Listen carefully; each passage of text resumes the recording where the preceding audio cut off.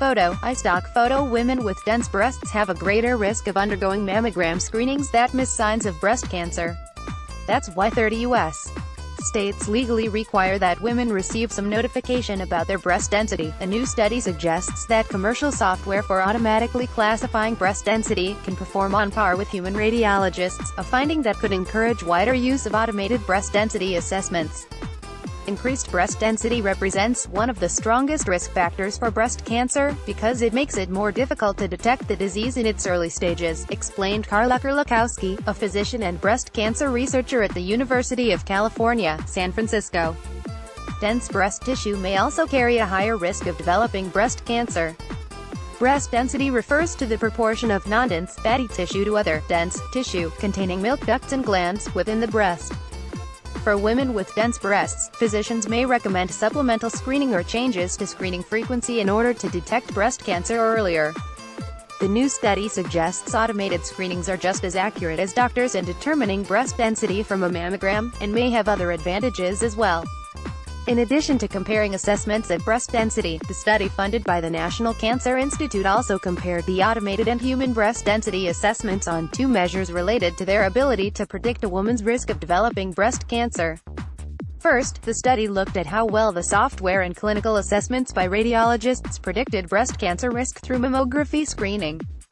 Second, it considered how well they predicted the risk of interval-invasive cancer that is not caught by mammography screening and is instead diagnosed through direct clinical examination. In both cases, the software assessments compared well with radiologists' assessments in predicting those cancer risks.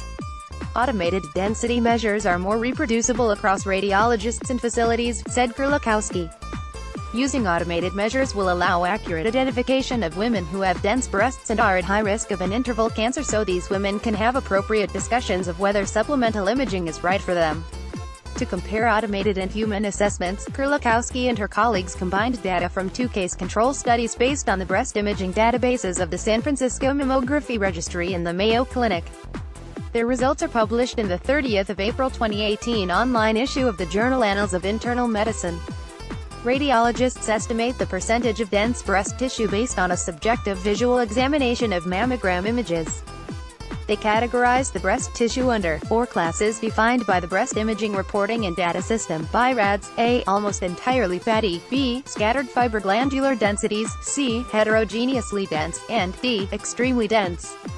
But subjective assessments by radiologists can lead to inconsistencies. Previous research has found that 10% of women received a different breast density assessment when examined by the same radiologist in consecutive mammograms. It rises to 17% when their mammography images are examined by 2 different radiologists. 10% of women received a different breast density assessment when examined by the same radiologist in consecutive mammograms. Commercial software based on machine learning algorithms offers the promise of providing a more reliable and consistent measure of breast density that is not dependent upon an individual radiologist's judgment. One example is a program called Volpara that can estimate dense or non-dense tissue volume in each pixel of mammogram images. Its algorithms use that as the basis for calculating overall breast thickness and dense tissue volume in each breast.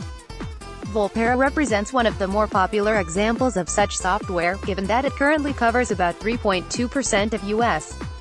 women and is undergoing trials in Europe. For that reason, the new breast density study focused on comparing Volpara's performance with the performance of radiologists.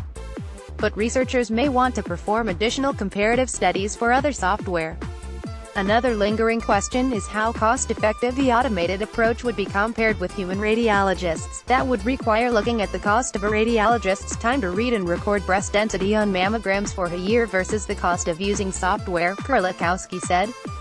Anecdotally, one radiologist told her that he estimated this software might save him an hour a day. Questions of cost and overall effectiveness also appear in an editorial published in the same journal issue as the new study. By Joanne Elmore, a physician at the University of California, Los Angeles, and Jill Rubel, a radiologist at the Yale School of Medicine in New Haven. The editorial points to the use of another technology, computer-aided detection, CAD, for highlighting abnormal areas in mammography images, as a cautionary tale for using automated tools in breast cancer screening.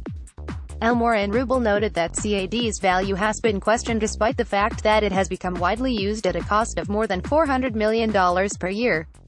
They cite studies suggesting that CAD's use either provides no improvement in detecting breast cancer or performs with worse accuracy in comparison with the scrutiny of human radiologists. Like CAD, automated density measurement has the potential to improve reproducibility and workflow efficiency, Elmore and Rubel write. However, we are in an era of choosing wisely and seeking value in healthcare. Therefore, we must be cautious before implementing and paying for medical technology. For now, Kurlikowski and her research team are running additional studies to explore how machine learning software, particularly software based on deep learning algorithms, can help physicians identify women who may need additional imaging beyond mammograms to reduce their breast cancer risk.